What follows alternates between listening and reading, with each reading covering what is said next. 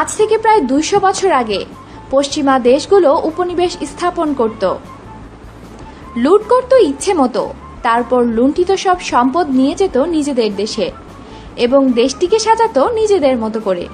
ঠিক যেমন ব্রিটিশরা প্রায় 200 বছর ধরে ভারতবর্ষে লুটপাট চালিয়ে নিয়ে গেছে অনেক মূল্যবান সম্পদ, যেমন মূল্যবান কোহিনূর হীরা এখন রয়েছে ব্রিটেনে।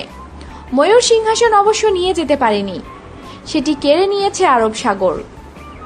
তারপরও থেমে যায়নি মানুষ, তাদের লোভের কাছে হার মেনেছে দুনিয়ার সবকিছু, এমনকি চাঁদও রেহাই পাচ্ছে না।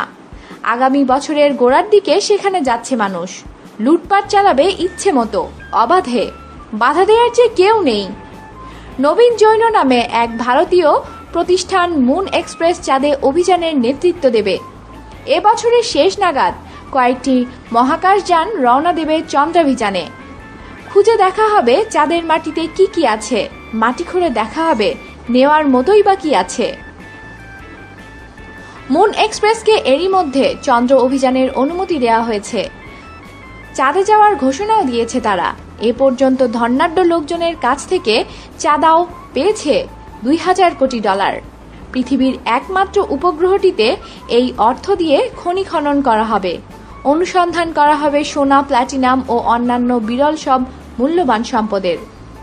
শুরুতেই এই অভিযান কিন্তু পুরোদমে শুরু করা হচ্ছে না। নবীন জৈনের মুন এক্সপ্রেস শুরুতেই সেখানে পাঠাচ্ছে ছোট আকারের রোবোটিক মহাকাশযান।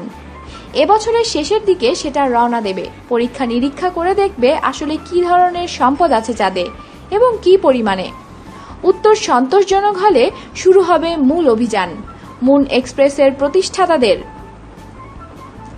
একজন নবীন জৈন আশা করেছেন, চাঁদের মাটিতে পানি, হিলিয়াম-3, সোনা, প্ল্যাটিনাম তো পাওয়াই যাবে, এছাড়া অন্যান্য বিরল পদার্থও পাওয়া যেতে পারে।